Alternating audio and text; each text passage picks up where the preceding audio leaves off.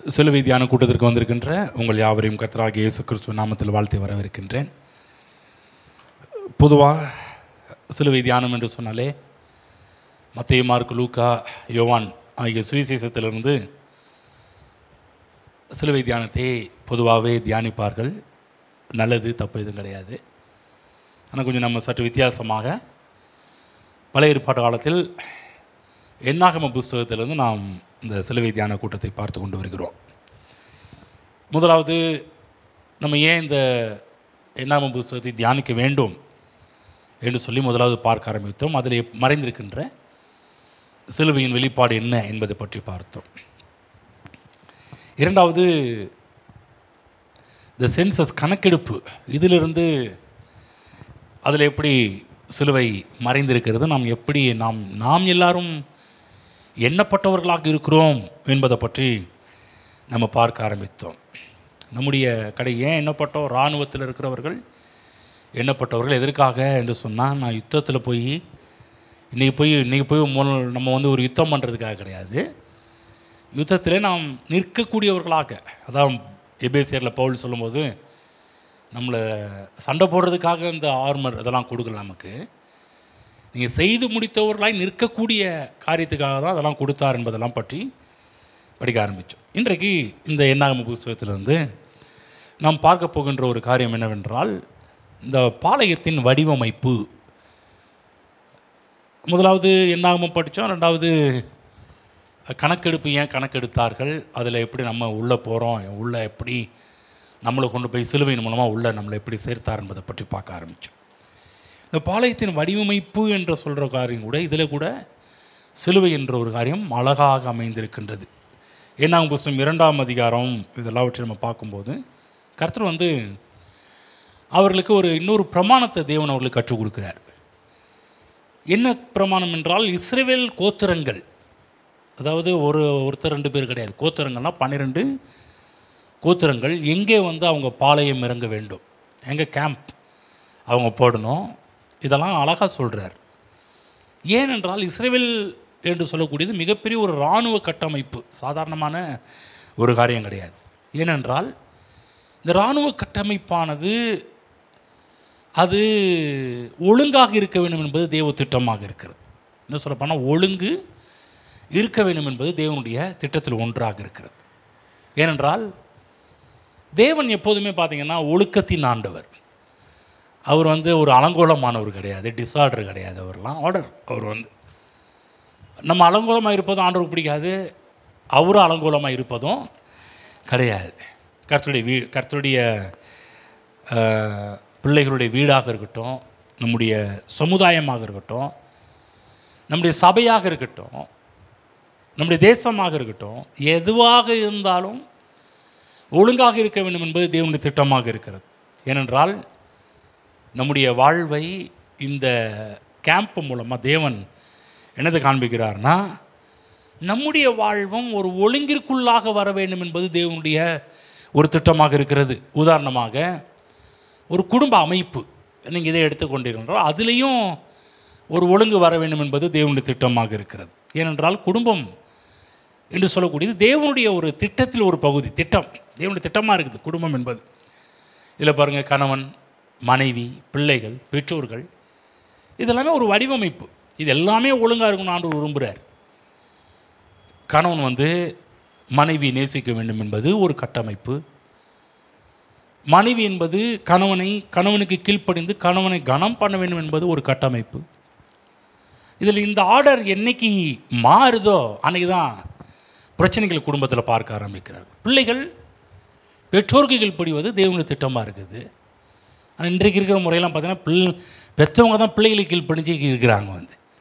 பிள்ளைங்க சொல்கிறத கேட்டு பெற்றவங்க இருக்கிறாங்க. நான் சொல்கிற பாருங்கள், பிள்ளைங்க சொல்கிறத கேட்டு வாழ்கிறதுக்கு கர்த்தர் வடிவமைக்கலை. எந்த குடும்பத்திலலாம் பிள்ளைங்க பேச்சை கேட்குறாங்களோ அந்த குடும்பம்லாம் உருப்படாமலே போயிருக்குது. பிள்ளைங்க ஒரு மெச்சூர்டானவங்க கிடையாது, சின்ன பிள்ளைங்க அவங்க எல்லாமே. நீ சில குடும்பத்தில் சின்ன பிள்ளைங்க பேச்செல்லாம் கேட்டுக்கிட்டு இருப்பாங்க பாருங்கள். இல்லைங்க, சின்ன பிள்ளைங்க சொல்லிடுச்சுல்ல, பிள்ளைங்க சொல்லிடுச்சுல்ல, கிடையாது. பிள்ளைகளுக்கு நீங்கள் சொல்லிக் கொடுக்கணும். இது கட்டமைப்பு. என்றைக்கு இந்த ஆர்டர் மாறுதோ அன்றைக்கி தான் குடும்பத்தில் பிரச்சனையை பார்ப்போம். இப்படி யோசிச்சு பாருங்கள், சில நேரத்தில் இப்படியே விட்டு பாருங்கள்.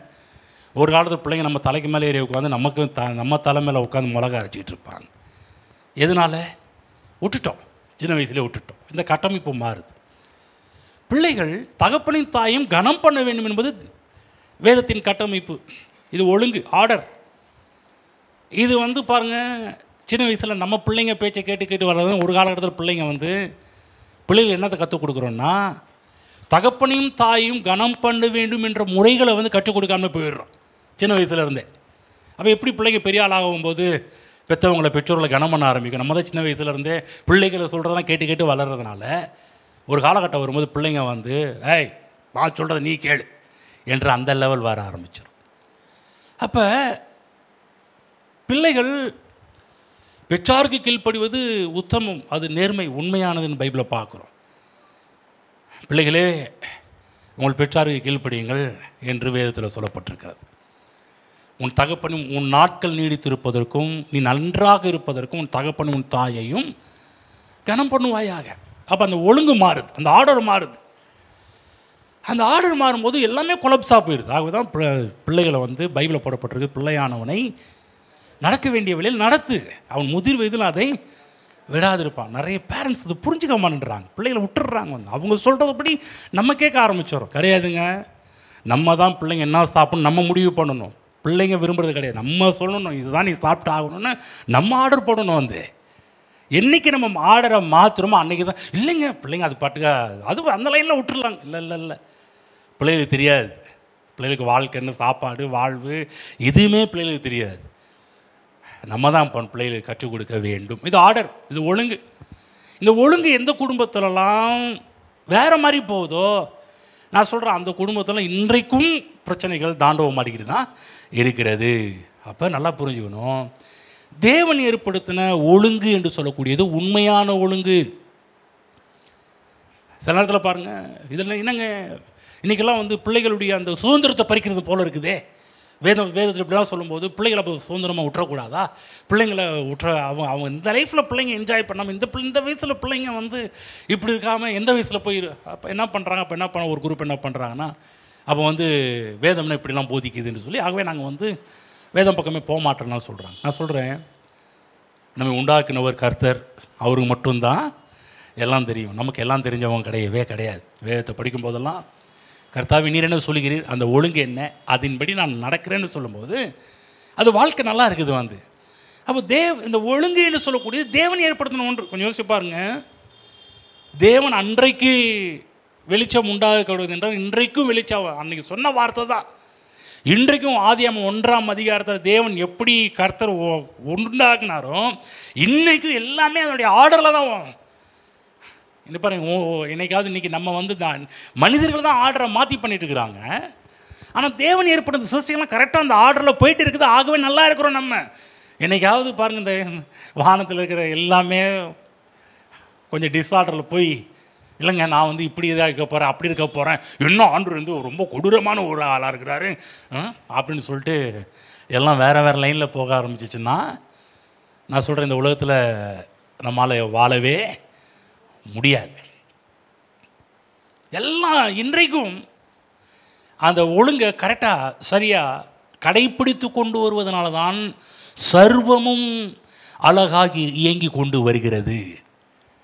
இன்னொரு 1000 தலைமுறை போனாலும் இந்த உலகம்லாம் கரெக்டாக தேவன் சொன்ன அந்த ஆர்டர் படி தான் போயிட்டே இருக்கும். ஒரு நாளும் மாறாது, மீறாது. ஆனால் மனிதன் மட்டும்தான் பார்த்தீங்கன்னா தேவன் உண்டாக்கினா அந்த வடிவமைப்பை மாற்றி செயல்படுத்தி கொண்டிருக்கிறான். ஆகவே நல்லா புரிஞ்சுக்கணும், இந்த ஒழுங்கை நம்முடைய குடும்பத்தில் மட்டும் கிடையாது, நம்முடைய விவசாய நிலங்களிலேயும் இந்த ஒழுங்கை கொண்டு வரணும்னு ஆண்டவர் விரும்புகிறார். கர்த்தர் பாருங்கள், ஒரு அக்ரிகல்ச்சர் டேர்மில் நிறைய விஷயத்தை பேசுகிறார்.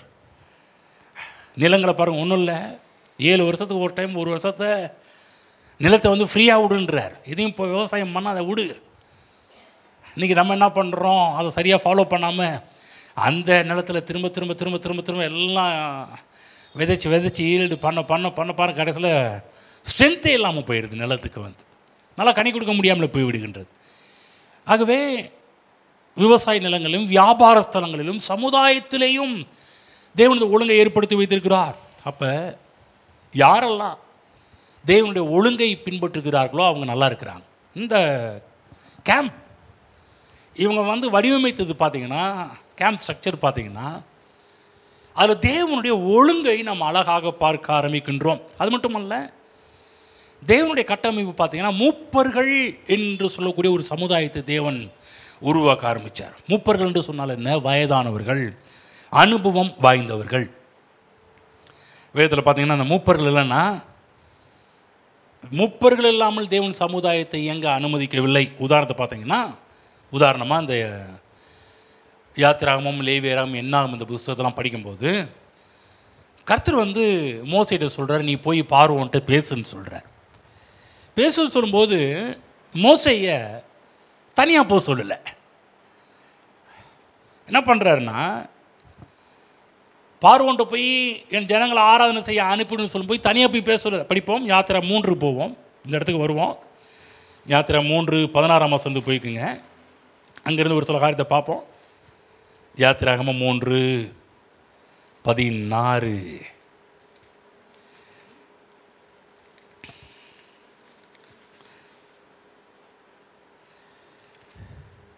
படிப்போம்.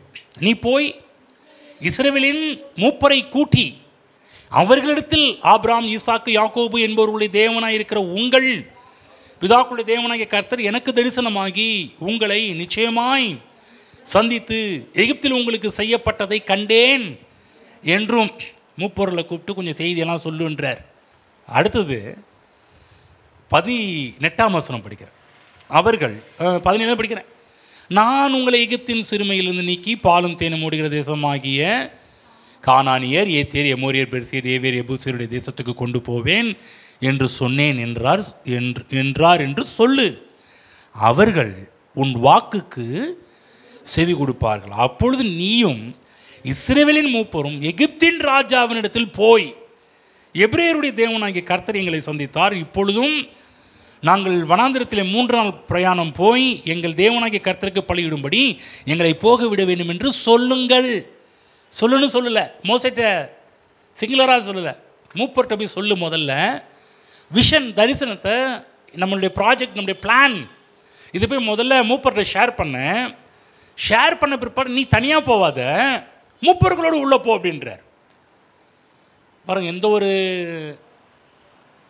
சமுதாயமானாலும் அதில் அதிகமான ஒரு காரியம் பார்த்திங்கன்னா, வயதானவர்களும் அனுபவம் வாய்ந்தவர்களும் மிகவும் தேவைப்படுகிறார்கள். நம்ம என்ன பண்ணுறோம், வயசானவங்கள்லாம் பார்த்திங்கன்னா இது கேளு, இது உட்கார், இனிமேல் நீ என்ன பண்ண போகிற அப்படின்னு சொல்லி என்ன பண்ணுறோம், வயதானவங்களாம் கீழே ஒதுக்கி விட்டுடுறோம். ஆனால் தேவன் இந்த வயதானவர்கள், இந்த அனுபவம் வாய்ந்தவர்களை தேவன் கனம் பண்ணுகிறார். என்ன சொல்கிறார், நீயும் மூப்பர்களும் போய் முறையிடுங்கள் என்று ஒரு சிஸ்டத்தை தேவன் வச்சிருக்கிறார். அப்போ என்னென்னா, இந்த மூப்பர்களும் சொல்லக்கூடிய தேவனால் திட்டமிடப்பட்டவங்க, சாதாரணமாக நம்ம இட போட முடியாது. பார்த்தீங்களா எவ்வளோ தேவன் ஒழுங்காக பண்ணுற, நீ தனியாக போ அப்படி சொல்லலை. உனக்கு பவர் கொடுத்துருக்குறோம்ப்பா, நீ ஒருத்தன் தான் அந்த இஸ்ரேல் சாம்ராஜ்யத்தை நடத்த போகிற, அதனால் நீ போ அப்படின்லாம் சொல்லலை. போகும்போதே தனியாக போவாதப்பா, உனக்குன்னு சில ஆளை நியமிச்சிருக்கிற, மூப்பரில் நியமிச்சிருக்கிற, அவங்கள கூட்டிகிட்டு போ. அப்போ இந்த இடத்துல 20 லட்சத்துக்கும் மேற்பட்ட ஜனங்கள் இருக்கிறாங்க. சொல்லப்போனால் போன வாரத்தில் சொல்லும்போது இதில் யுத்தம் செய்ய தகுதியானவர்கள் கிட்டத்தட்ட 6 லட்சத்துக்கும் மேற்பட்ட ஜனங்கள், யுத்தத்திற்கு தயாரானவர்கள். அப்போ இவங்க வனாந்திரத்தில் இருக்கிறாங்க. வனாந்திரத்தில் இருக்கும்போது இவர்கள் ஒழுங்குடன் இருப்பதற்காகவே தேவன் பல பிரமாணங்களை அவர்களுக்கு கொடுக்க ஆரம்பிக்கிறார். அது மட்டுமல்ல, அவர்கள் பாளையம் இறங்கினால் அவர்கள் பாளையம், அவங்க கேம்ப் ஒழுங்காக இருக்க வேண்டும் என்பது தேவனுடைய திட்டமாக இருக்கிறது. அது மட்டும் இல்லை, அதில் யார் ஃபஸ்ட்டு போகணும், யார் செகண்ட் போகணும், யார் தேர்டு போகணும், அது எந்த முறையில் போகணும், எந்த முறை, எல்லாவற்றையும் கரெக்டாக தேவன் அக்யூரேட்டாக கரெக்டாக தேவன் ஆர்டர் பண்ணி கொண்டு போகிறாரு பாருங்க. முதல்ல யார், அடுத்தது யார், இன்னும் சொல்லப்போனால் இதெல்லாமே தேவன் வடிவமைத்த வடிவமைப்பு. இதில் தான் நீ போகணும், உன் இஷ்டத்துக்கு போயிடக்கூடாது.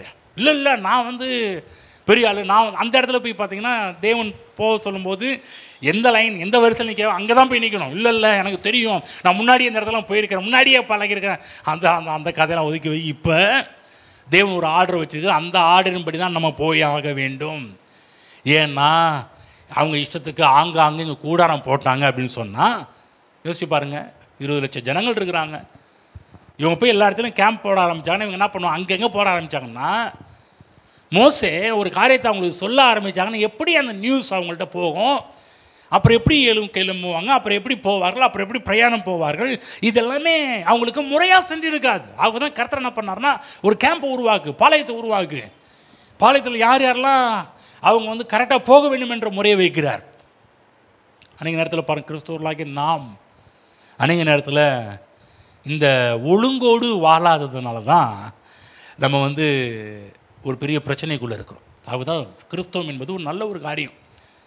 ஆரம்பத்தில் பார்த்தீங்கன்னா ஒரு ஒழுக்கம், கிறிஸ்தவம்னு சொன்னாலே ஒழுக்கத்துக்கு பேர் போனவர்கள் என்ற அர்த்தம் இல்லை. கிறிஸ்தவ ஸ்கூலாக இருக்கட்டும், கிறிஸ்தவ குடும்பங்கள் அவங்களா ரொம்ப ஒபீடியன்ஸ், ரொம்ப ஒழுக்கமானவர்கள் என்ற ஒரு பேர் இருக்குது. அப்போ நம்ம ஒழுக்கத்தோடு வாழ்கிறவர்கள் மட்டுமல்ல, இந்த சரியான ஒழுக்கத்தை குடும்பத்திற்கும் கற்றுக் கொடுக்க வேண்டும்.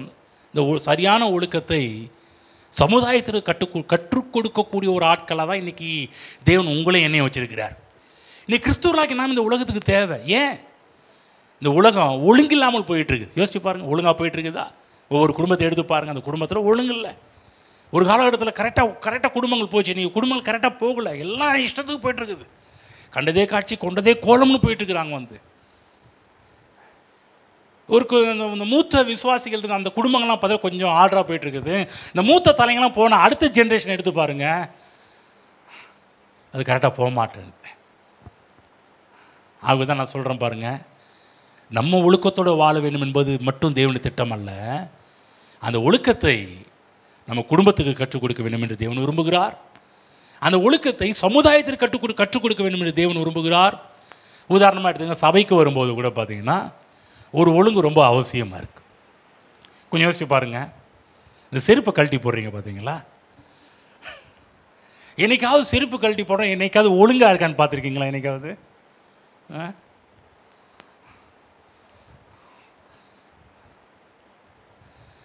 நிறைய நேரத்தில் பாருங்கள், கம்ப்ளைண்ட்டு செருப்பு காணா போகுதுன்ற கம்ப்ளைண்ட்டு தான் நிறைய இடத்துல. சில பேர்லாம் புது செருப்பை வாங்கிட்டு வரமாட்டேன்றான். ஐயோ, புது செருப்பு போட்டு சர்ச்சுக்கு மட்டும் போகக்கூடாதுங்க, ஏன்னா எப்படியாவது அபேஸ் பண்ணிடுறாங்க, தூக்கிட்டு போயிடுறாங்க. ஒரு ஒழுங்கு பாருங்கள், சும்மா செருப்பு போட்டு வரதில் கூட ஒழுங்கு, அதான் நம்மளை சொல்லலை, பொதுவாகவே இன்றைக்கி நிறைய இடங்கள் இருக்கின்ற காரியங்கள் நம்ம அவைகளெல்லாம் சரிப்படுத்தி கொள்ள வேண்டும் என்பதற்காக தான் இன்றைக்கு பேசிக்கிட்டு இருக்கிறோம். ஏனென்றால் தேவன் ஒழுங்கை விரும்புகிறார். ஏனென்றால் அவர் ஒழுங்கின் காட். அவர் எப்போதும் ஆர்டர் உள்ளவர். அவர் அவரை போல தான் இருக்கணும்னு ஆசைப்படுறார். அவருடைய பிள்ளைங்க தேவனை போல இருக்க வேண்டும் என்று ஆசைப்படுறார். அப்போ நம்ம எங்கே இருக்க வேண்டுமோ அந்த இடத்துல இருக்கும்போது நன்மைகளை நம்ம ஏராளமாக பார்க்க முடியும். தேவன் சொன்ன வரிசை கிரமம் ரொம்ப ரொம்ப முக்கியம். ஏனென்றால் தேவன் முன்கூட்டியே உங்களுக்கு பிளான் பண்ணியிருக்கிறார். அந்த திட்டத்தின்படி தான் இவங்க போக வேண்டும், செய்ய வேண்டும். அன்றைய நேரத்தில் பாருங்கள், நம்ம இந்த இன்றைக்கெல்லாம் இந்த ஆர்டர் பாருங்கள், ஒன்று பாருங்கள், இப்போ 6:30 மணிக்கு ஆரம்பிக்கிறோம்னா 6:30க்கு முன்னாடியே எல்லாவற்றையும் ஆர்டர் பண்ணி கரெக்டாக பண்ணிட்டுருக்கோம். நான் பாருங்கள், 6:30 மணிக்கு தான் நாங்கள் எல்லோரும் உள்ளே வந்துட்டு யோசிச்சுக்கோங்க. 6:30 மணிக்கு நாங்கள் உள்ளே வந்த பிற்பாடு ஒவ்வொருத்தர் கூட்டுறதுக்கும், ஒருத்தர் எடுத்து வைக்கிறது, இதை எடுத்து வைக்கிறது, அதை எடுத்து வைக்கிறோம் தான். அப்புறம் எத்தனை மணிக்கு ஆரம்பிக்க முடியும்? யோசிச்சு பாருங்கள். எல்லாருக்குள்ளே என்னென்னா அது ஒரு ஒழுங்கு. என்ன பண்ணுறோம், 6:30 மணிக்கு ஆரம்பிக்கிறோன்னா நீங்கள் 6:30க்கு வரீங்களோ, நாங்கள் அதுக்கு 1 ஹவருக்கு முன்னாடியே வர வேண்டியதாக இருக்குது. இல்லை, அதுக்கு தகுந்த ஆட்கள் நம்ம பசங்களையோ சர்ச்சில் வாலண்டியர்ஸோ முன்கூட்டி அனுப்பி அதை போய் ஒழுங்குபடுத்த வேண்டியதாக இருக்குது. நேரத்தில் 6:30 மணிக்கு வந்துட்டு நீங்கள் எங்கே வாங்க அங்கே சொல்லி பண்ணிட்டு இருந்தால் அது எப்படி இருக்கும் என்பதை சற்று சிந்தித்து பார்க்க வேண்டும். அதே போல் நேரம், இந்த சரியாக வருவது என்பது கூட பார்த்திங்கன்னா அது ஒரு விதமான ஒழுங்கு.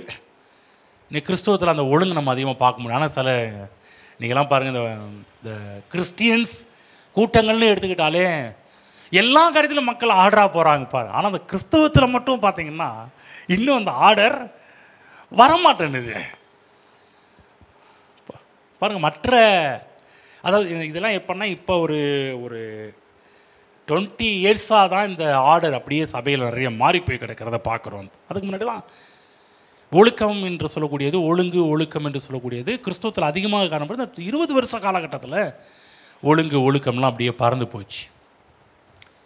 யோசிச்சு பாருங்கள், இந்த ஒன்றும் இல்லை, இந்த மேரேஜ் கிறிஸ்துவ மேரேஜ் எடுத்து பாருங்கள். திருமணத்தில் பார்த்தீங்கன்னா நம்ம பத்திரிக்கையில் எல்லாம் போட்டிருப்போம். 10 மணிக்கு மேரேஜ் ஆரம்பிக்கணும், 10 மணிக்கு நம்ம எல்லாம் வந்துடுவோம் பாருங்கள். சில இடத்துல பாருங்கள், அப்போ தான் பார்த்தீங்கன்னா மாப்பிள்ளை முன்னாடி உட்காந்துருப்பார், பெண்ணு லேட்டாக, சில பெண்ணு முன்னாடி வந்து மாப்பிள்ளை லேட்டாக ஆக்குவாங்க. அதனாலேயே பாருங்கள் சில இடத்துல ஏதினில் ஆதிமான 3 டைம்லாம் பாடின இடம் இருக்குது. வேறு வழி இல்லாமல் ஒரே பாட்டை ஒரு இடத்துல அப்படியே ஒரே பாட்டை ரிப்பீட் பண்ணி மிஸ் ஆகுது. என்னங்க இதே திரும்ப திரும்ப பாடிட்டு இருக்கிறீங்க, வேறு பாட்டை மாற்ற வேண்டியதானே, என்ன பண்ணுறது, இதுதான் ப்ராக்டிஸ் பண்ணி வந்து அதுதான் பாட வேண்டியதாக இருக்குது அப்படின்ட்டு வந்து யோசிச்சு பாருங்கள். ஆனால் இப்போ பாருங்கள், புற சமயத்து மக்கள் பாருங்கள், காலையில் 4:30 மணிக்கு நல்ல நேரம் போட்டால் கூட கவனிச்சிருக்கீங்களா, அவங்களுக்கு நான் நேரத்தை ஐயோ அந்த நேரத்தில் அங்கிருந்து தாலியை கட்டிடணுங்க. இன்றைக்கி ஒழுங்கு பாருங்கள், நம்ம கிறிஸ்தவர்கள் அவங்க ஒழுங்காக இருந்து குடும்பத்துக்கு ஒழுக்கத்தை கற்றுக் கொடுத்து சமுதாயத்துக்கு ஒழுக்கத்தை கற்றுக் கொடுக்கக்கூடிய ஆட்கள் இன்றைக்கு நம்ம எங்கேருந்து ஒழுக்கத்தை ஒரு எக்ஸாமில் எடுக்கிறோன்னா வெளியில தான் எடுக்க வேண்டிய ஒரு நிலைமைக்குள்ளே நம்ம தள்ளப்படுறோம். யோசிச்சு பாருங்கள், தேவன் எல்லாவற்றையும் அதினதின் காலத்தில் நேர்த்தியாய் ஒழுங்காக தேவன் செய்திருக்கிறார். தேவன்கிட்ட எந்த ஒரு குறையும் நம்ம பார்க்கவே முடியாது. அப்போ கர்த்தருடைய பிள்ளைகள், ஒழுக்கத்தின் பிள்ளைகள், நம்முடைய ஆண்டவர் எல்லா காரியத்திலும் நம்மிடத்தில் ஒழுங்கை எதிர்பார்க்கிறார். ஏன் இந்த ஸ்ட்ரக்சர், கேம்ப் ஸ்ட்ரக்சர் ஏன் கொண்டு ஒழுங்கை தேவன் எதிர்பார்க்கிறார்? இன்றைக்கு அங்கே தேவன் எதிர்பார்த்தது மட்டும் இல்லை, இன்றைக்கு ஸ்டில் இன்னைக்கு வரையிலுமே தேவன் நம்மள்ட்ட என்னத்தை எதிர்பார்க்கிறார்னா ஒரு ஒழுங்கை தேவன் எதிர்பார்க்கிறார். ஆமென். அவங்கவுங்க இஷ்டத்துக்கு தேவன் அவர்களை விடவில்லை. 12 கோத்திரத்தில் லேவி கோத்திரம் என்று சொல்லக்கூடிய ஒரு கோத்திரத்தை கர்த்தருக்கு பணிவிடை செய்யக்கூடிய ஒரு இடத்துல தேவன் அவர்களை வைத்திருந்தார். நாம் 2க்கு போவோம். 2ஆம் அதிகாரம் 1-2 வசனத்தை படித்து காமிக்கிறேன். கர்த்தர் மோசேயும் ஆரோனையும் நோக்கி, என்னாகும் 2:1-2 வசனங்கள், இஸ்ரவேல் புத்திரர் அவரவர் தங்கள் தங்கள் பிதாக்களுடைய வம்சத்தின்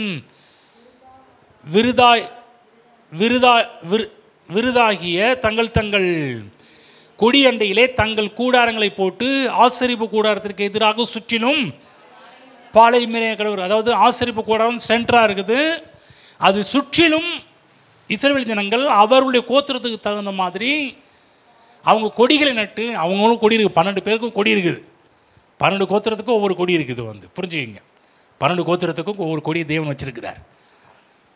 அந்தந்த கொடியில் போய் நில்லுங்க. அதெல்லாம் ஏன் பின்னாடி வரப்போ சொல்கிறேன் பாருங்கள். எதுக்காக?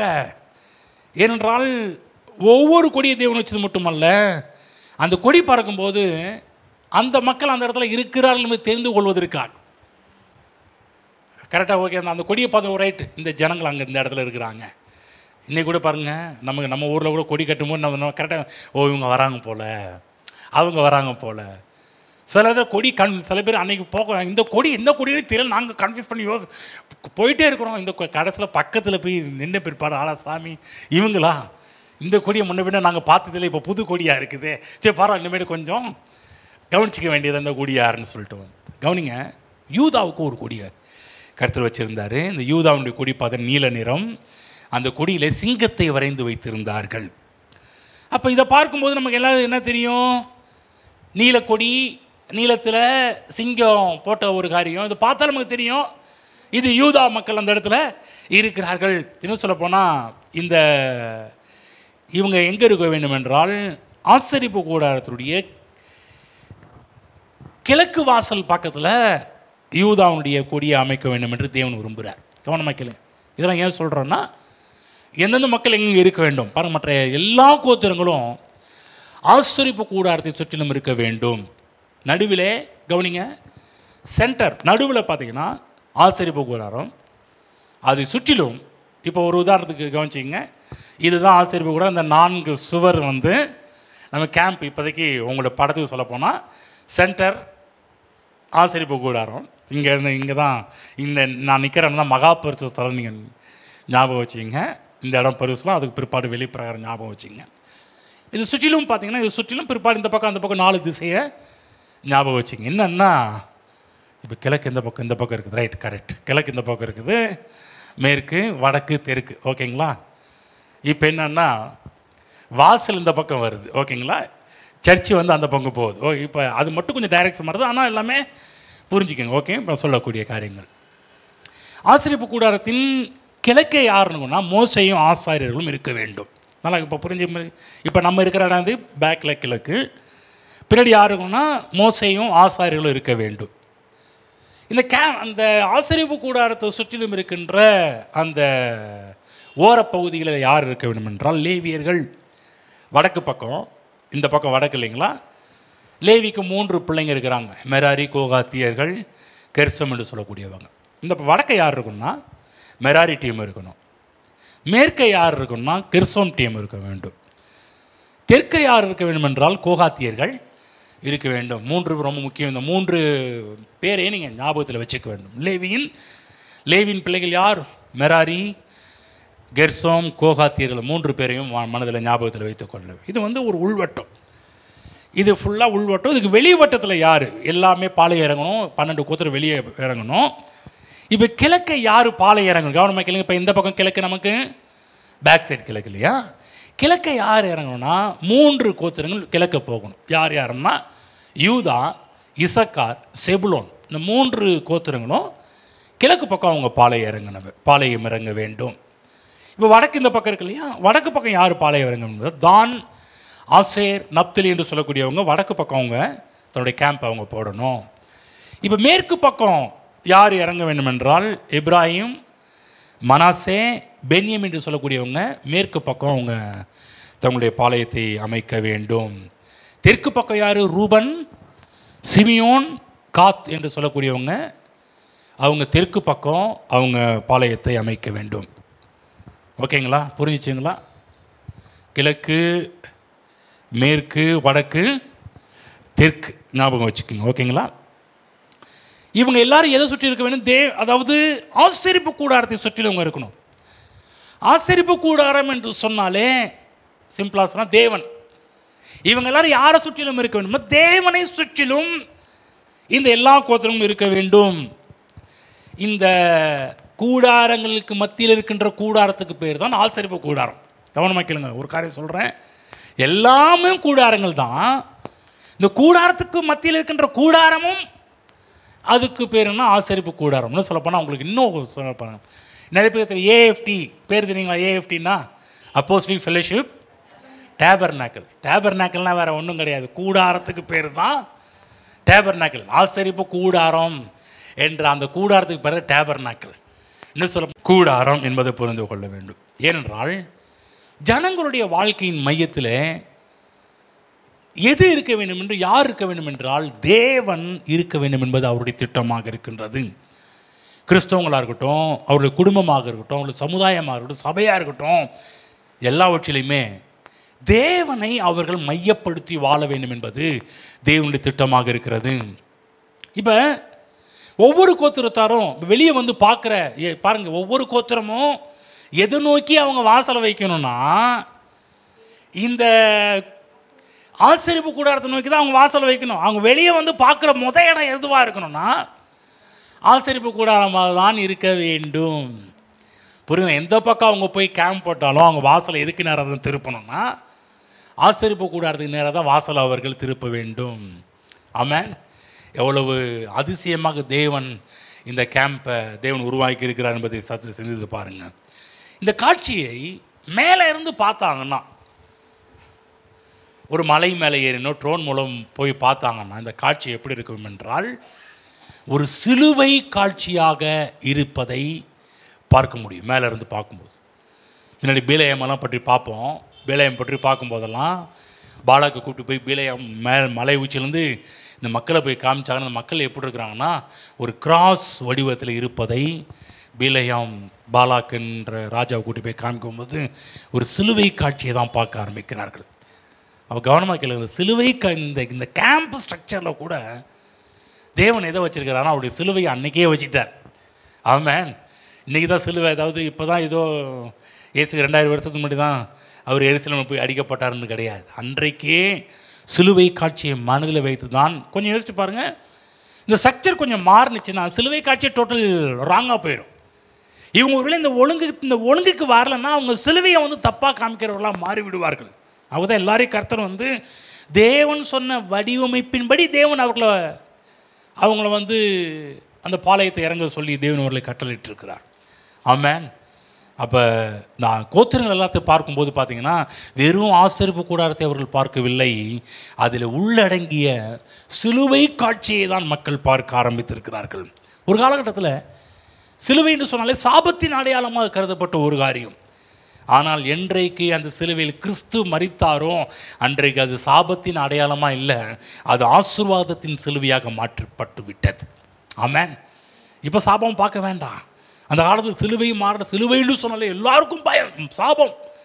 சாபத்தையும் அந்த காட்சியவே கர்த்தர் ஆசீர்வாதமாக மாற்றிட்டார். இன்றைக்கி கூட பாருங்கள், நிறைய கிறிஸ்தவங்க பாருங்கள், சிலுவைனாலே அவங்க வீட்டுக்குள்ளே கொண்டு வர போக மாட்டோம். ஐயோ சிலுவைகளா, ஐயோ துன்பங்க, பாடுங்க, வேதனைங்க, அதுங்க இதுங்க அப்படின்னு சொல்லிட்டு சிலுவையை அவங்க உள்ளே ஏற்றுக்கொள்ள மாட்டாங்க. சில குடும்பங்களில் ஏன்னா அதெல்லாம் வேணாங்க அப்படின்ட்டுருவாங்க. இல்லை, ஒரு காலகட்டத்தில் அவங்க சொல்கிற மாதிரி எல்லாமே இருந்துச்சு. ஆனால் இன்றைக்கு அது அப்படி இல்லை. அது ஆசீர்வாதத்தின் சின்னமாக மாற்றிவிட்டது. சிலுவை புனித சின்னமாக மாற்றப்பட்டு விட்டது. சிலுவை ஆசீர்வாதத்தின் சின்னம், அது மட்டும் உடன்படிக்கையின் சின்னமாகவும் சிலுவை மாற்றப்பட்டிருக்கிறது. அப்போ என்னன்னா, நம்ம கண்ணை மூடினா நமக்கு முன்னாடி நிற்கக்கூடியது என்னவாக இருக்க வேண்டும் என்றால் சிலுவையாக தான் இருக்கணும். ஆக தான் தேவனுடைய பிளான், தேவனுடைய திட்டம் என்னன்னா, நீ எப்போ பார்த்தாலும் சிலுவையை தான் பார்க்கணும். இன்னும் சொல்லப்போனால் நீங்கள் இந்த கேம்ப்பு மட்டும், இந்த சுற்றிலும் இருக்க கேம்பை தூரத்துலேருந்து பார்த்தா மட்டும் இது சிலுவை காட்சி மட்டும் இல்லைங்க. இந்த ஆசரிப்பு கூடாரத்துடைய அமைப்பை நீங்கள் பார்த்தால் கூட இந்த ஆசரிப்பு கூடாரமே ஒரு சிலுவை தான் இருக்கும். அப்போ ஜனங்கள் எங்கேருந்து, அதாவது தூரத்துலேருந்து பார்த்தாலும் சிலுவை தெரியுது. ஜனங்கள் எங்கேருந்து இந்த ஆசரிப்பு கூடாரத்தை பார்த்தாலும் பரிசுத்த ஸ்தலத்தில் உள்ள கிருபாசனக்கும் இந்த மகாபரிசுல கிருப உடன்படிக்கப்பட்டிருக்கும். இந்த இடத்துல பார்க்க தூப பீடம், பிற்பாடு குத்து விளக்கு, மேஜெல்லாம் இருக்கும் பாருங்கள். இந்த 3 வருஷம் பின்னாடி அதுக்கு பிற்பாடு பலிபலி. இதுவே பார்க்கும்போது சிலுவை போன்ற வடிவில் இருக்கும். அப்போ என்னென்னா, தேவன் என்னதை காமிக்கிறது, நமக்கு முன்னாடி இருக்கக்கூடிய ஒரு காட்சி என்னவாக இருக்கணும் என்றால் சிலுவை தான் நம்முடைய காட்சியாக இருக்க வேண்டும். யாரெல்லாம் சிலுவையை நோக்கி பார்த்து கொண்டிருக்கிறார்களோ அவர்கள் பிழைத்து கொண்டிருக்கிறார்கள் என்று அர்த்தம். நம்ம ஏதோ இந்த 40 நாட்கள் தான் சிலுவையை பார்க்கணும் என்பது நியதி இல்லை. ஒவ்வொரு நாளும், எல்லா நாளும் நமக்கு சிலுவையை பார்க்க வேண்டும் என்பது தேவனுடைய திட்டமாக இருக்கிறது. சபையின் காலகட்டத்தில் தான் 40 நாட்கள்ன்ற ஒரு காரியத்தை உருவாக்கினாங்க. இன்றைக்கு அப்படி கிடையாது. நான் சொல்கிறேன், ஒவ்வொரு வெள்ளிக்கிழமையும் வந்தால் கூட சிலுவையை தியானிச்சுட்டு இருக்கலாம். ஒவ்வொரு ஞாயிற்றுக்கிழமை மாலை வந்தால் கூட சிலுவையை தியானிச்சுட்டு இருக்கலாம். அவ்வளவு விஷயங்கள் இருக்கிறது. சிலுவையை முடிக்க முடியாது. ஆமென். சிலுவையின் செய்தியை மட்டும் முடிச்சிடலான்னு சொல்ல முடியாது. எல்லா செய்தியிலையும் சிலுவை இல்லாமல் பேச முடியாது. அப்போ யாரெல்லாம் சிலுவை பார்க்குறாங்களோ அவங்க பிழைக்கிறார்கள். யாரெல்லாம் சிலுவை பார்க்குறார்களோ அவர்கள் விடுவிக்கப்படுகிறார்கள். இன்றைக்கி கூட கிறிஸ்துவ திருமணங்கள் எடுத்துக்கங்க. கிறிஸ்துவ திருமணங்களில் தாலி என்ற ஒரு காரியத்தில் பார்த்தீங்கன்னா என்ன பண்ணால் $1 ரூபாய்க்கு அதில் சிலுவை என்ற ஒரு காரியத்தை வச்சுருக்கிறாங்க. பார்த்துருக்கீங்களா? கவனிச்சிருக்கீங்களா? சொல்கிறாங்க தாலி நம்ம மற்ற இந்து காடை இது பண்ணாமல் சிலுவை வைக்கிறாங்க. ஏன் அப்படின்ற காரியத்தை மனதில் வைத்துக்கொள்ள வேண்டும். அது திருமணத்தில் கூட பார்த்திங்கன்னா அந்த தாலியை தொட்டு தான் உடன்படிக்கை பண்ணுறாங்க. கணவனும் மனைவியும் 2 பேரும் என்ன பண்ணுறாங்க, இந்த தாலியை பிடிச்சிக்கிறான். தாலியை பிடிச்ச பிற்பாடு தான் 2 பேரும் கன்ஃபஸ் அறிக்கை பண்ணுறாங்க. எங்கன்னா சிலுவையோடு இணைந்து அவர்கள் உடன்படிக்கை செய்கிறார்கள். அந்த இடத்துல உடன்படிக்கையின் அடையாளமாக சிலுவையை குடும்பத்தில் தன்னுடைய வாழ்வின் முதல்ல அவங்க என்ன நிறுத்துறாங்க, சிலுவையை முன்னிறுத்துகிறார்கள். திருமணமானவங்க நீங்கள் புரிஞ்சுக்கோங்க, திருமணம் ஆக போகிறவங்களும் புரிஞ்சுக்கோங்க. ஆமென். அது ஏன் சிலுவை தான் நம்முடைய குடும்பத்தின் முதலாவதாக இருக்க வேண்டும் என்பதற்காக. ஆமென். சிலுவை நம்முடைய வாழ்க்கையின் மேன்மை, சிலுவையை நம்முடைய வாழ்க்கையின் மகிமை. சிலுவை வடிவில் தான் தேவன் அந்த நாட்களிலே கோத்திரங்களை அவங்க கரெக்டாக அணியாக அவங்கள இறக்கி வைக்கிறார். அது மட்டுமல்ல, இந்த 2ஆம் அதிகாரம் முழுவதுமே இந்த பாளையத்தினுடைய ஸ்ட்ரக்சர் எப்படி இருக்க வேண்டும் இப்போ புரிஞ்சுக்கங்க. பாளையத்தின் ஸ்ட்ரக்சரை நீங்கள் பார்த்தாலே என்னென்னா சிலுவை காட்சி தான். சரி, 2ஆம் அதிகாரம் 3ஆம் வசனம் படிக்கிறேன். யூதாவின் பாளையத்துக்கு கொடியை உடைய சேனைகள் சூரியன் உதிக்கும் கீழ்ப்புறத்திலே பாளையம் இறங்க வேண்டும். அமினதாபின் குமாரனாகிய நகசோன் யூதா சந்ததிக்கு சேனாபதியாய் இருக்க கடவன். இதில் ஒரு காரியம் என்னன்னா, அதாவது தேவன் முத யாரை இறக்குறாருன்னா, அந்த ஃபஸ்ட் லைனில் யாரை கொண்டு வர்றாருன்னா யூதாவை கொண்டு வர்றார். ஆனால் லாஜிக்காக பார்த்தா யாக்கோபனுடைய முதல் பையன் பேர் என்னது? ரூபன். உங்கள்கிட்ட கேட்கல மேடம்?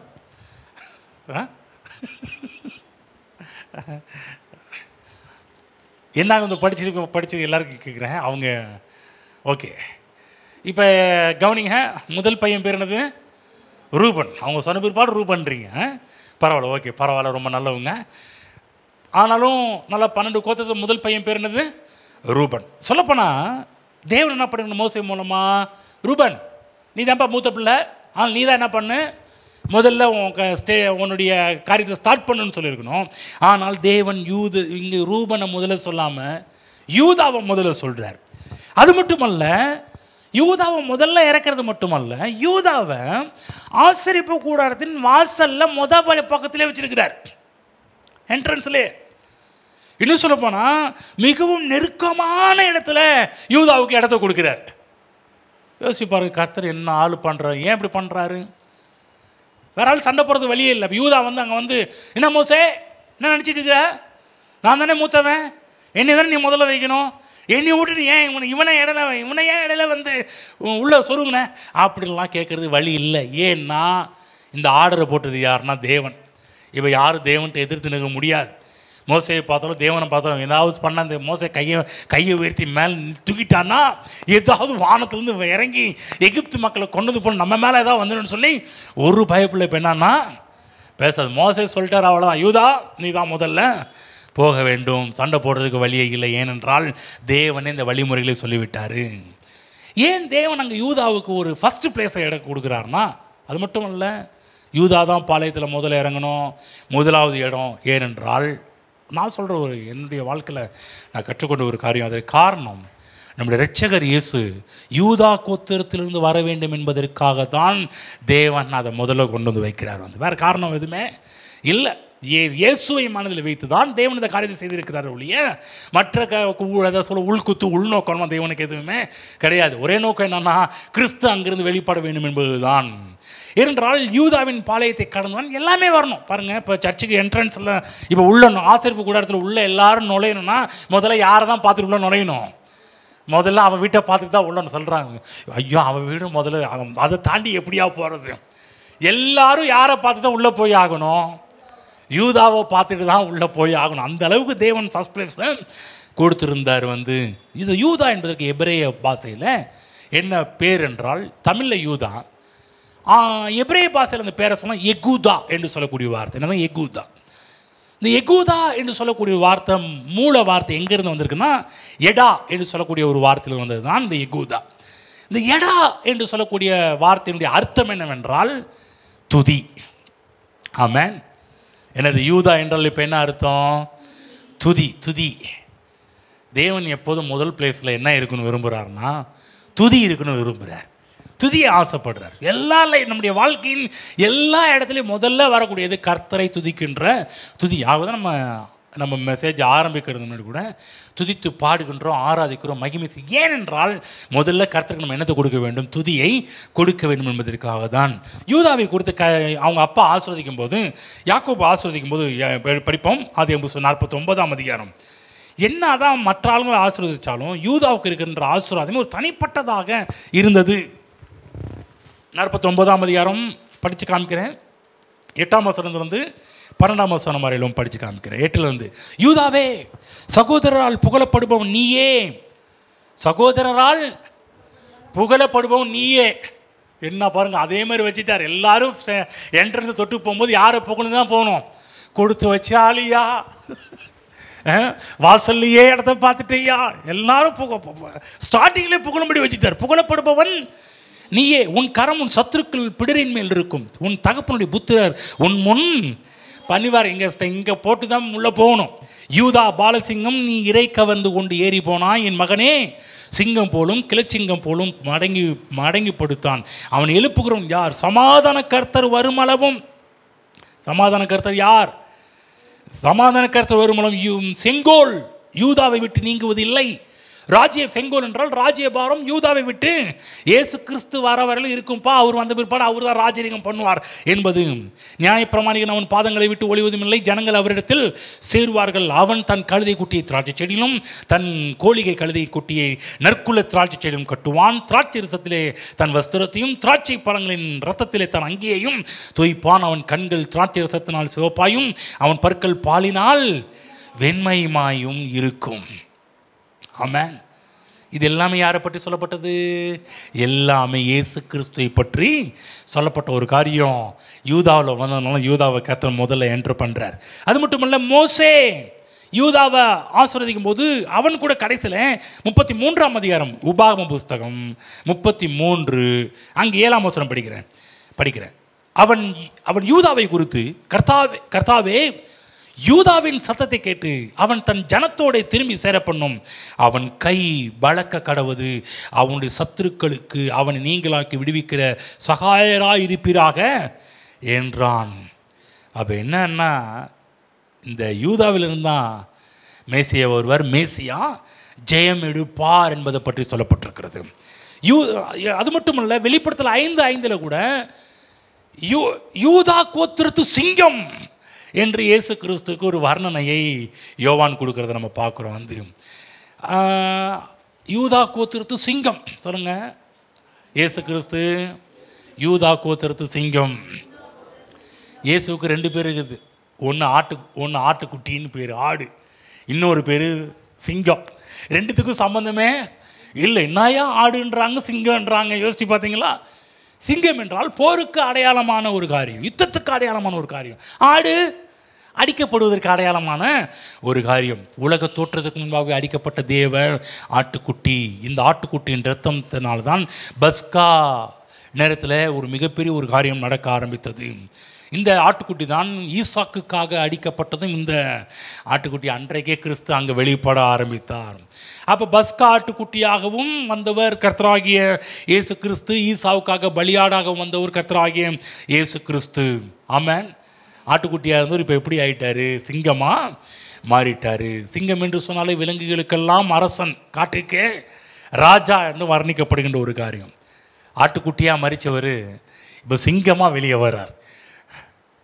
அதாவது லாஜிக்காக பார்த்தா என்னப்பா இவ்வளோ வித்தியாசமாக இருக்குது. ஆமாம், இது தேவனுடைய திட்டம். இயேசு கிறிஸ்துடைய மரணம் அவரை சிங்கமாக மாற்றிருக்குது, அரசாளுகிறவராக மாற்றிருக்கிறது. அப்போ நம்ம அறிக்கை பண்ணணும், என் ராஜா சிலுவையில் ஆட்டுக்குட்டியாக மறித்தார். அது அறிக்கை பண்ணுறது மட்டுமல்ல, யூத ராஜ சிங்கமாக இன்றைக்கு என்னை ஆளுகை செய்து கொண்டிருக்கிறது அவர் தான். ஆமென். அதையும் கன்ஃபியூஸ் பண்ணணும், இதையும் கன்ஃபியூஸ் பண்ணணும். எனக்காக ஆட்டுக்குட்டியாக மறித்தவர் இன்றைக்கு என்னை யூத ராஜ சிங்கமாக என்னை ஆளுகை செய்து கொண்டு வருகிறவரும் என் ஆண்டவர் இயேசு கிறிஸ்து. அது மட்டுமல்ல, இயேசு கிறிஸ்து தான் பரலோகத்தில் என்ட்ரி. முதல்ல நம்ம அவரை பரலோகத்துக்கு போன என்ட்ரி யாரை பார்ப்போம்னா, கர்த்தராகிய இயேசு கிறிஸ்துவை தான் நாம் பார்ப்போம். ஆமென். ஏனென்றால் நம்முடைய தேவன் எப்போதுமே ஆளுகை செய்கிறவர், அவருடைய ஆட்சிக்கு முடிவே இருக்காது, அப்படிப்பட்டவர். அப்போ நல்லா புரிஞ்சுக்கணும், யூதாவாகவே தான் முதல்ல கேம்பில் ஃபஸ்ட்டு அவர் வைக்கிறார் என்பதை புரிந்து கொள்ள வேண்டும். ஓகேங்களா? முதலாவது என்ன சொன்னோம்?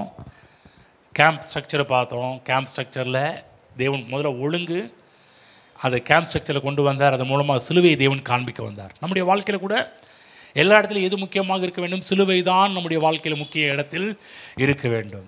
முதலாவது ஒழுங்கு, 2வது கேம்ப் ஸ்ட்ரக்சர், 3வது யூதாவை தேவன் ஏன் வச்சார்னா, யூதாவின் மூலமாக தேவன் தன்னை வெளிப்படுத்த வேண்டும் என்பதற்காக தான் வைத்தார்.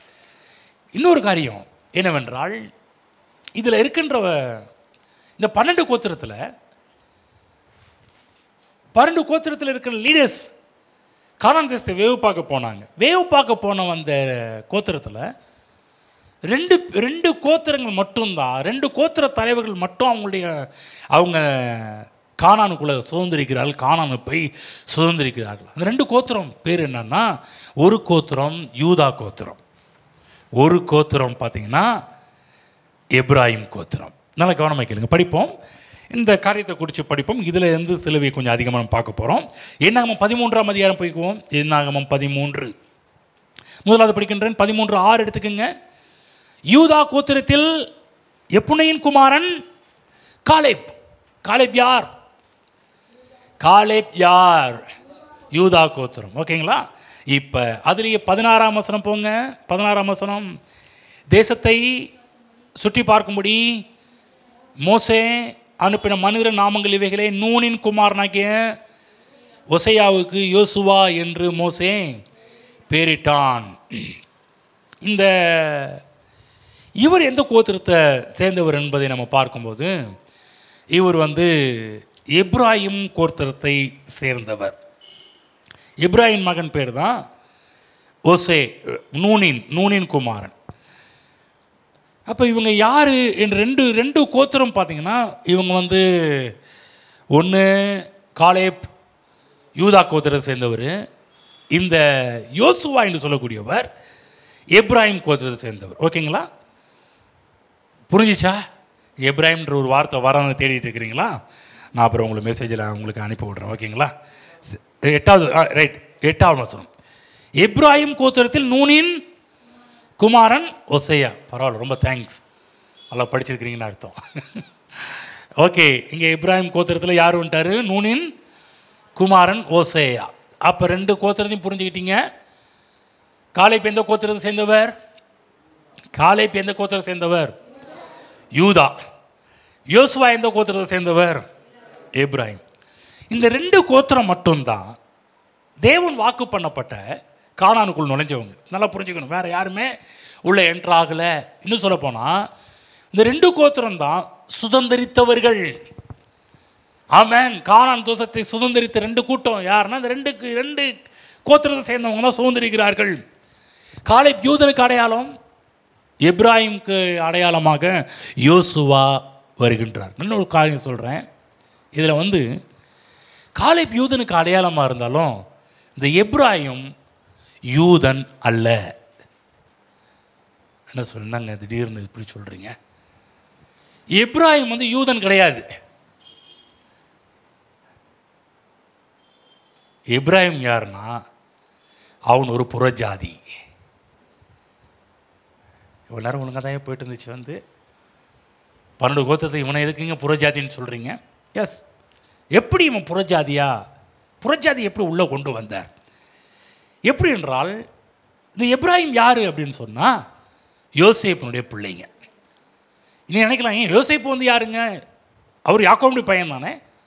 இப்போ யாக்கோபுடைய பையன் எதில் வரணும்? யூதா கோத்திரத்தை, இந்த இஸ்ரவேலில் இந்த வர வேண்டிய இந்த கோத்திர பிதாக்களில் வரக்கூடியவன் தானே. அப்போ இவன் வந்து இந்த கோத்திரத்தை சேர்ந்தவனா சொல்ல முடியும். நீங்கள் எப்படி வந்து இவனை வந்து புறஜாதின்னு நீங்கள் சொல்கிறீங்கன்ற ஒரு கேள்வி கேட்கலாம். கவனமாக கேளுங்க. யூத கலாச்சாரத்தில் ஒரு யூதன் வேறு பெண்ணை மேரேஜ் பண்ணாங்கன்னா அவர்கள் புறஜாதியாக மாற்றப்படுகிறார்கள். இப்போ யோசேப்பு யாரை மேரேஜ் பண்ணுறாருன்னா எகிப்து தேசத்தை சேர்ந்த ஒரு பெண்ணை பார்வோன் யோசேப்புக்கு திருமணம் பண்ணி வைக்கிறார். அதன் மூலமாக பிறந்தவர்கள் தான் எப்ராஹிம், மனாசே என்று சொல்லக்கூடியவர்கள். மனாசே மூத்தவன், எப்ராஹிம் இளையவன். நல்லா கவனமாக கேட்டுட்டு வாங்க. இப்போ பார்த்தீங்கன்னா இன்றைக்கு யூதர்களுடைய பழக்கத்தில் ஒரு யூதன் ஒரு புறஜாதி பெண்ணை மேரேஜ் பண்ணான்னா அவங்க ஜென்ரேஷன் எதுவோ ஆகிரும்னா புறஜாதி லிஸ்ட்டில் போய் மாட்டிக்குவாங்க வந்து. ஓகேங்களா? இது வந்து இன்றைக்கும் சட்டத்தில் இருக்கின்ற ஒரு காரியம். ஆகவே யோசேப்பின் பிள்ளைகள் மனாசேயும் எப்ராஹிமும் அவர்கள் இஸ்ரவேல் வம்சத்தில் வரக்கூடியவர்கள் கிடையாது. அவர்கள் புறஜாதி பிள்ளைகளாக கருதப்பட்டவர்கள். ஓகேவா? புரிஞ்சிச்சா? ஓகேங்களா? அதனால தான் இந்த யோசேப்பு மனாசே எப்ராஹிமை தன் தகப்பனாகிய யாக்கோப்ட்ட கொண்டு வந்து நிப்பாட்டுறார். ஆதியாகமம் 48 போவோம். ஆதியாகமம் 48 எடுத்துக்கங்க, அங்கிருந்து படித்து காமிக்கிறேன், அப்போ உங்களுக்கு புரியும். 48ஆம் அதிகாரம் 17ஆம் வசனம் படிக்கிறேன். 17. அதுக்கு முன்னாடி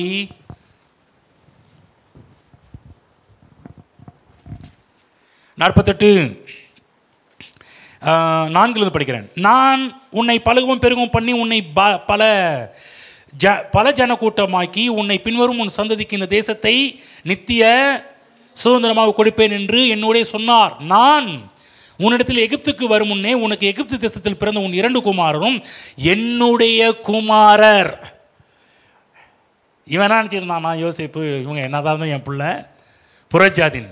ஆனால் இங்கே யாக்கோபு யோசேப்புடைய அப்பா சொல்கிறாரு, யோசேப்பே இந்த 2 பிள்ளைங்க இனிமேல் அவனுக்கு ஏன் பிள்ளைங்க. படிக்கிற பையன், உன் 2 குமாரரும் என்னுடைய குமாரர். ரூபன் சிமியோன் என்பவர்களைப் போல எப்ராஹிம் மனாசேயும் என்னுடையவர்கள். கவனமாக கேளுங்க. இந்த நேரத்தில் என்ன நடக்குதுன்னா யாக்கோபு எப்ராஹிம் மனாசேயும் தன் குடும்ப உறுப்பினராக தத்தெடுக்கின்றார். இதை கவனம் புரிஞ்சிட்டு வாங்க. தத்தெடுக்கிறாரா? சரி, 47:17 படிக்கிறேன். 48 அதிலே பார்த்தீங்கன்னா 13 படிக்கிறேன். பின்பு யோசேப்பு அவ்விருவரையும் கொண்டு வந்து எப்ராஹிம் தன் வலது கையினாலே இஸ்ரவேலின் இடது கைக்கு நேராகவும் மனாசேயும் தன் இடது கையினாலே இஸ்ரவேலின் வலது கைக்கு நேராகவும் விட்டான். அப்பொழுது இஸ்ரவேல் மனமறிய தன் வலது கையை நீட்டி இளையவனாகிய எப்ராஹிமுடைய தலையின் மேலும் மனாசே மூத்தவனாயிருந்தும் தன் இடது கையை மனாசேயுடைய தலையின் மேலும் வைத்தான். அவன் யோசேப்பை ஆசீர்வதித்து என் பிதாக்களாகிய ஆபிரகாம் ஈசாக்கு வழிபட்டு வணங்கிய தேவனும் நான் பிறந்த இந்நாள் முதல் இந்நாள் வரைக்கும் என்னை ஆதரித்து வந்த தேவனும் எல்லா தீமைக்கும் நீங்களாக்கி என்னை மீட்டு தூதனானவர் இந்த பிள்ளைகளை ஆசீர்வதிப்பாராக. என் பேரும் என் பிதாக்களாகிய ஆபிரகாம் ஈசாக்கு என்பவருடைய பேரும் இவர்களுக்கு இடப்பட கிடவது. பூமியில் இவர்கள் மிகுதியாய் பெரிய கடவர்கள். தகப்பன் தன் வலது கையை எப்ராஹிமுடைய தலையின் மேல் வைத்ததை யோசேப்பு கண்டு அது தனக்கு பிரியமில்லாதபடியால் எப்ராஹிமுடைய தலையின் மேல் இருந்த தன் தகப்பனுடைய கையை மனாசேயுடைய தலையின் மேல் வைக்கும்படிக்கு எடுத்து, என் தகப்பனே அப்படி அல்ல, இவன் மூத்தவன், இவனுடைய தலையின் மேல் உம்முடைய வலது கையை வைக்க வேண்டும் என்றான். அவன் தகப்பனோ தடுத்து, அது எனக்கு தெரியும் என் மகனே, எனக்கு தெரியும், இவனும் ஒரு ஜனக்கூட்டமாவான், இவனும் பெருகுவான், இவனுடைய தம்பியோ இவனிலும் அதிகமாய் பெருகுவான், அவனுடைய சந்ததியார் திரளான ஜனங்களாவார்கள் என்றான். இவ்விதமாய் அவன் அன்றைய தினம் அவர்களை ஆசீர்வதித்து தேவன் உன்னை எப்ராஹிமை போலவும் மனாசேயை போலவும் ஆக்குவாராக என்று இஸ்ரவேலர் உன்னை முன்னிட்டு வாழ்த்துவார்கள் என்று சொல்லி எப்ராஹிமை மனாசேயை முன்னே வைத்தான். கவனமாக கேளுங்க தேவ பிள்ளைகளே, நடந்த ஒரு விஷயம் என்னன்னா, கவனமாக கேளுங்க. வலது கை பக்கம் யாருன்னா மனாசே இருக்கணும், இடது கை பக்கம் யார் இருக்கணும்னா எப்ராஹிம் இருக்கணும். ஆனால் யோசேப்பு என்னன்னா கரெக்டாக கொண்டு வந்து ஆர்டரை நிப்பாட்டி வச்சிருக்கிறார் அப்பாக்கு முன்னாடி. ஆனால் அங்கே நடந்த ஒரு விஷயம் என்னன்னா, இவர் வலது கையை மனாசே மேலே வைக்கிறது பதிலாக வலது கையை எப்ராஹிம் மேலேயும் இடது கையை கொண்டு போய் என்ன பண்ணிட்டாருன்னா மனாசே மேலே வைக்கிறார். கவனமாக கேளுங்க, இது எதை காண்பிக்கிறது என்றால் சிலுவை. தேவன் அன்றைக்கே புறஜாதிகளாக இருந்த எப்ராஹிமையும் புறஜாதிகளாக இருந்த மனாசேயையும் எப்படி மீட்கிறார் என்கின்ற ஒரு காட்சியை சிலுவை வடிவிலே அன்றைக்கே யாக்கோபு மிகப்பெரிய வெளிப்பாடு பெற்று சிலுவை காட்சியை கொண்டு வந்து நிப்பாட்டிட்டார். ஆமென். இன்றைக்கு உன்னையை கொண்டு வந்து எப்படி நான் உள்ளே கொண்டு வர போகிறேன்னா, புறஜாதி இனத்தவரை எப்படி நான் உள்ளே கொண்டு வர போகிறேன்னா இந்த முறையில் கிடையாது, யூதருடைய முறையில் கிடையாது, இஸ்ரவேலர்களுடைய முறையில் கிடையாது. எந்த முறையில் உள்ளே கொண்டு வர போகிறேன்னா சிலுவையின் மூலமாக தான் ஒரு புறஜாதிகளாக இருக்கின்ற மக்களை யூதர்களாக கொண்டு வரப்போவது தேவனுடைய திட்டமாக இருந்தது. ஆமென். ஆகவே தான் பாருங்க, இஸ்ரவேல் தேசத்தை, அதை கானான் தேசத்தை சுதந்திரிக்க போனது யூதனாகிய காலேப் மட்டுமல்ல, கர்த்தர் பாருங்க கரெக்டாக ஒரு புறஜாதியை கொண்டு வந்து எப்ராஹிம் வம்சத்தில் இருக்கிற ஒரு யோசுவாவை கொண்டு போய் அவனோட இணைச்சு, இன்னும் சொல்லப்போனால் புறஜாதியை கொண்டு வந்தே பெரிய பெரிய விஷயத்தெல்லாம் பண்ணுறார். எல்லாருக்கும் மற்ற 10 கோத்திரத்துக்கு என்ன இந்த 2 பேர் யார் வேணும் புறஜாதி பிள்ளைங்க இருக்கும். இல்லை, யாக்கோபு சிலுவையினால் உடன்படிக்கையினால் தத்தெடுத்த பிள்ளைகள். எந்த குரூப்பில் கொண்டு வந்து விடுறாருன்னா இஸ்ரேல் வம்சத்தில் கொண்டு வந்து விடுறார். கவனமாக கேளுங்க, ஒரு காலகட்டத்தில் நீங்களும் நானும் புறஜாதிகளாக இருந்தோம். விருத்த சேதனம் பண்ணப்பட்டவர்கள், அதை விருத்த சேதனம் பண்ணப்பட்டவர்களாகிய யூதர்களால் விருத்த சேதனம் பண்ணப்படாதவர்களாகிய நாம் அற்பமாக காணப்பட்டோம். இன்றைக்கும் இந்த யூத வம்சத்தை சேர்ந்தவங்க நம்மளை எப்படி இலக்காரமாக தான் பார்க்குறாங்க, ஏளனமாக தான் பார்க்குறாங்க. ஒரு காலகட்டத்தில் நாம் புறஜாதிகள், தேவனற்றவர்கள், நம்பிக்கையற்றவர்கள். வேதம் சொல்கின்றது, பவுல் பிரசங்கம் சொல்கிறாரு, காணியாட்சிக்கு புறம்பானவர்களாக இருந்தோம். ஆனால் என்ன நடந்தது? எபேசியர் புஸ்தகத்துக்கு போவோம். இந்த வெளிப்பாட்டை எபேசியரில் பவுல் கொண்டு வந்து நிப்பாட்டுறார். 2ஆம் அதிகாரம் திருப்பிக்குங்க. 2ஆம் அதிகாரம் எடுத்துக்கொள்வோம். அங்கிருந்து 14ஆம் வசனம். எப்படினில் அவரே நம்முடைய சமாதானக்காரனாகி இருதிருத்தாரையும் ஒன்றாக்கி பகையாக நின்ற பிரிவினையாகிய நடுச்சுவரை தகர்த்து சட்டத்திட்டங்களாகி நியாயப்பிரமாணத்தை தம்முடைய மாம்சத்தினாலே உழைத்து இருதிருத்தாரையும் தமக்குள்ளாகி. இருதிருத்தாரைன்னு யாரு? யூதனையும் புறஜாதியும் ஒரு இருதிறத்தாரையும் தமக்குள்ளாக ஒரே புதிய மனுஷனாக சிருஷ்டித்து இப்படி சமாதானம் பண்ணி பகையை சிலுவையினால் கொன்று அதனால் இருதிறத்தாரையும் ஒரே சரீரமாக தேவனுக்கு ஒப்புரவாக்கினார். என்ன வெளிப்பாட்டை யாக்கோபு செய்த விஷயத்தை இங்கே பவுல் சிலுவைக்கு கம்பேர் பண்ணி பேசுகிறார். இன்றைக்கு நீங்களும் நானும் நல்லா புரிஞ்சுக்கங்க. யூதர்கள் எடுத்து படிப்போம். ரோமர் புஸ்தகம் 2ஆம் அதிகாரம் போவோம். இன்றைக்கி நம்மளை எங்கே பவுல் இன்னும் கொஞ்சம் வெளிப்பாடு கொடுக்குறாரு. நீங்கள் நம்முடைய பொசிஷனையே மாற்றிட்டார், நம்முடைய அந்தஸ்தையே மாற்றிட்டார். 2ஆம் அதிகாரம் 29ஆம் வசனம். உள்ளத்திலே யூதனானவனே யூதன் எழுத்தின்படி உண்டாகாமல் ஆவியின்படி இருதயத்தில் உண்டாகும் விருத்த சேதனமே விருத்த சேதனம். இப்படிப்பட்டவனுக்குரிய புகழ்ச்சி மனுஷராலே அல்ல தேவனாலே உண்டாகிறது. ஆமென். பவுல் சொல்லிட்டாரு, இங்கே பாரு, நீ யூதன் பேர் வச்சு நீ யூதனை கிடையாதுடா. உள்ளத்தில் யூதனானவனே யூதன் சொல்கிறாரு, ஆவியின்படி இருதயத்தில் உண்டாகிற விருத்த சேதனமே. இவனால விருத்த சேதனம் பண்ண மாட்டாங்க. இல்லை இருதயத்தில் உண்டாகிற விருத்த சேதனமே விருத்த சேதனம் அப்படின்ட்டார். ஆமென். நல்லா புரிஞ்சுக்க தேவப்பிள்ளை. இன்றைக்கு சிலுவையினால் காணியாட்சிக்கு புறமானவர்களாக புறஜாதிகளாக தேவன் அற்றவர்களாக இருந்த நம்மை இன்றைக்கு தேவன் நம்மை ஆவிக்குரிய யூதர்களாக ஆவிக்குரிய இஸ்ரவேலர்களாக சிலுவை மாற்றி இருக்கிறது. இருதிறத்தாரையும் ஒன்றாக்கி இருக்கிறார். இருதிறத்தார் யார்? யூதன் புறஜாதி. இன்னைக்கு சிலுவைக்கு முன்னாடி நான் யூதன் நீ புறஜாதி என்ற வேறுபாடே இல்லை. ரெண்டு பேரையும் ஒன்றாக்கிட்டார் கர்த்தராகிய இயேசு கிறிஸ்து. ஆமென். உள்ளத்தில் நாம் யூதர்கள், இருதய விருத்த சேதனத்தின்படி நாம் உண்மையான விருத்த சேதனம் பண்ணப்பட்டவர்கள். ஆமென். அப்படி என்றால் காலேப் யூதா கோத்திரத்தை சேர்ந்தவர், யோசுவா எப்ராஹிம் புறஜாதி கோத்திரத்தை சேர்ந்தவர். இப்போ இவங்க 2 பேர் தான் எப்படி கானான் என்று சொல்லக்கூடிய தேசத்தை சுதந்திரித்து கொண்டார்களோ, இன்றைக்கு நாமும் கானான் என்று சொல்லக்கூடிய பரம கானானை சுதந்திரிக்கிறவர்களாக சிலுவையின் மூலமாக தேவன் நம்மை ஏற்படுத்தி வைத்திருக்கிறார். ஆமென். எபேசியரில் ஒன்றாக்கிட்டார். எப்படி? சிலுவையின் ரத்தத்தினாலே. இருதிறத்தாரை உண்டாக்கி. இன்றைக்கி போக்கு யாரும் நம்ம மேலே யூதரே இவனை விளைத்தள்ள சொல்லவே முடியாது. சிலுவையை பாரு, சிலுவையில் என்ன நடந்துச்சு பாரு. என்னை ஒன்றாக்கின ஒரு கர்த்தராகிய இயேசு கிறிஸ்து. ஒரு நாள் வரும், அந்த நாள் யூதனும் புறஜாதியும் சேர்ந்து தேசத்தை ஆளுகை செய்வார்கள். நாமும் அதில் இருக்கிறோம். யூதன் மட்டும் தேசத்தை ஆளுகை பண்ண போகிறது கிடையாது. இயேசுவின் யூதர்களும் புறஜாதிகளும் சேர்ந்து தேசத்தை ஆளுகை செய்ய போகிறோம். சிலுவை எனக்கு என்ன செய்தது? சிலுவை எனக்கு என்ன செய்தது என்றால் என்னை ஆவிக்குரிய இஸ்ரவேலனாக சிலுவை மாற்றிவிட்டது. தேவன் தத்தெடுத்துட்டார். எதில் தத்தெடுத்தார்? சிலுவையிலே தத்தெடுத்து விட்டார். ஆமென். நம்மளாரும் தத்தெடுக்கப்பட்டவர்கள். சிலுவையிலே தேவன் சொந்த பிள்ளைகளாகவே மாற்றிட்டார்.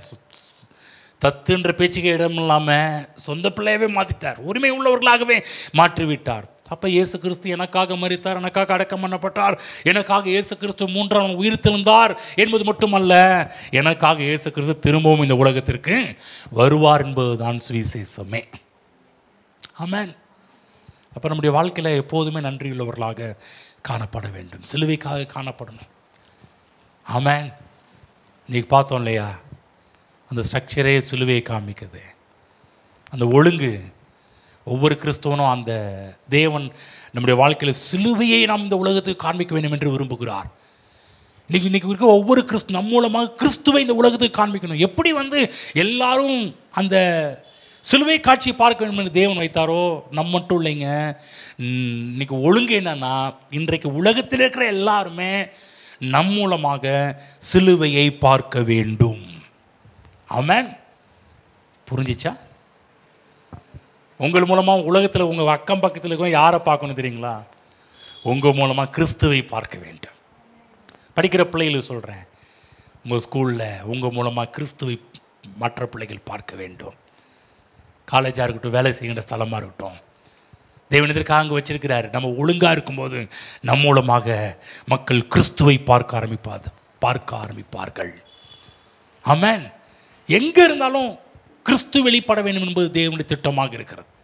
ஆகவே நன்றி சொல்லணும். ஆண்டவரே, நீ என்னை இந்த இடத்துல வைத்ததற்காக உமக்கு நன்றி ஆண்டவரே. ஏனென்றால் என் மூலமாக நீர் வெளிப்பட வேண்டும் என்பதற்காகவே என்னை இந்த இடத்தில் வைத்திருக்கிறதற்காக உமக்கு நன்றி. ஒரு நாள் நான் ஒரு புறஜாதியாக இருந்தேன். புறஜாதியாக இருந்த என்னை யாக்கோபு சிலுவையினால் மீட்டார். அந்த காலகட்டத்தில் இன்றைக்கு கிறிஸ்து இயேசு தன் இரத்தத்தை சிந்தியே முழு புறஜாதி இனத்தை வரையும் இன்றைக்கி அவருடைய பிள்ளையாக மாற்றியிருக்கிறார். இன்றைக்கி யாரும் வெளியே கிடையாது. எல்லாரையும் அவருக்குள்ளே கொண்டு வந்து வைத்து விட்டார். ஆமென். இதுதான் மிகப்பெரிய ஒரு சுவிசேஷம். நீ யூதத்தை மாறு தட்டிக்க முடியும், நான் தான் கெத்து அப்படி சொல்ல முடியாது. நீங்களும் நானும் உரிமை சுதந்திரவாளிகள். அதான் பவுல் சொல்லிட்டார். நாம் அந்த இடத்த படிப்போம். ரோமர் 8ஆம் அதிகாரத்தில் சொல்கிறாரு, நாம் பிள்ளைகளானால் சுதந்திரருமாமே, கிறிஸ்துவுடன் உடன் சுதந்திரருமாமே. ஆமென். 8ஆம் அதிகாரம் 14, 15, 16 ஆகிய இந்த 3 வசனத்தை படித்து பார்த்தோம்னா சொல்கிறாரு, அந்தபடி திரும்பவும் பயப்படுகிறது. நீங்கள் அடிமைத்தனத்தின் ஆவியை பெறாமல் அப்பா பிதாவே என்று கூப்பிடப்படுகிற புத்திர சுவீகாரத்தின் ஆவியை பெற்றீர்கள். நாம் தேவனுடைய பிள்ளைகளாக இருக்கிறோம் என்று ஆவியானவர் தாமே நம்முடைய ஆவியுடனே கூட சாட்சி கொடுக்கிறார். நாம் பிள்ளைகளானால் சுதந்திரருமாமே, தேவனுடைய சுதந்திரரும் கிறிஸ்துவுக்கு உடன் சுதந்திரருமாமே, கிறிஸ்துவுடனே கூட நாம் மகிமைப்படும்படிக்கு அவருடனே கூட பாடுபட்டால் அப்படி ஆகும். எழுந்து நிற்போம். ஹல்லேலூயா. பழைய ஏற்பாட்டு காலத்திலேயே புதிய ஏற்பாட்டில் என்ன நடக்கப் போகிறது என்பதெல்லாம் வெட்ட வெளிச்சம் போட்டு காட்டிட்டார். இந்த பழைய ஏற்பாடு புத்தகம் சாதாரணமானது கிடையாது. பழைய ஏற்பாடு முழுக்க முழுக்க யாரை காமிச்சது? கிறிஸ்துவையே காண்பித்தது. நீ புதிய ஏற்பாடு கிறிஸ்து தோன்றினார். இன்றைக்கு இந்த வேதம் முடிந்து விட்டது கிடையாது. வேதம் ஆமேனோடு முடிந்து விட்டது கிடையாது. இன்றைக்கு ஒரு புது பைபிள் எழுதப்பட்டு கொண்டே வருகின்றது நம் மூலமாக. ஆமேன். இந்த சமுதாயத்தின் மூலமாக ஒரு வேதம் எழுதப்பட்டு கொண்டு வருகிறது. எதற்காக? பழைய ஏற்பாடு எப்படி கிறிஸ்துவை காண்பித்து கொண்டிருந்ததோ இன்றைக்கு புதிய ஏற்பாட்டு மக்கள் நாம் எல்லாருமே யாரை காண்பிக்க வேண்டும் என்றால் கிறிஸ்துவை காண்பிக்கிறவர்களாக மாற வேண்டும். சிலுவையை காண்பிக்கிறவர்களாக மாற வேண்டும். நம் மூலமாக மக்கள் சிலுவையை நோக்கி பார்க்க வேண்டும். நம் மூலமாக மக்கள் அவங்க உணரணும், எனக்காக இயேசு கிறிஸ்து உலகத்தில் வந்தார், அடிக்கப்பட்டார், அவர் மரித்தார், அடக்கம் பண்ணப்பட்டார், 3ஆம் நாள் உயிர் திறந்தார், என்னை மீட்க திரும்ப மீண்டும் வருவார் என்கின்ற காரியத்தெல்லாம் இன்றைக்கு என் மூலமாக உங்கள் மூலமாக முழு உலகமும் அறிந்து கொள்ள வேண்டும். ஆமென். ஹல்லேலூயா. சிலுவைக்காரனை செலுத்துவோம். எப்போதும் சிலுவையை பாருங்கள். ஏதோ 40 நாட்கள் மட்டுமல்ல, ஏதோ சில முக்கியமான நாட்களில் மட்டும் சிலுவையை பார்ப்பதல்ல, எல்லா நாட்களிலுமே சிலுவையை நாம் பார்க்க வேண்டும் என்பது தேவனுடைய திட்டமாக இருக்கிறது. ஹல்லேலூயா, ஹல்லேலூயா, ஹல்லேலூயா. தேவனுடைய விருப்பம் என்ன? தேவன் என்ன ஒழுங்கை ஏற்படுத்தினார்? எல்லா மக்களும் சிலுவையை பார்க்க வேண்டும் என்பது தேவனுடைய ஒழுங்காக இருந்தது. ஹல்லேலூயா. ஓ நன்றி ஆண்டவரே. உம்முடைய குமாரன் இயேசுவை நாங்கள் பார்க்க வேண்டும் என்பது உம்முடைய திட்டமாக இருக்கிறதே, அதற்காக உமக்கு நன்றி ஆண்டவரே. நாங்கள் நோக்கி பார்க்கிறோம்.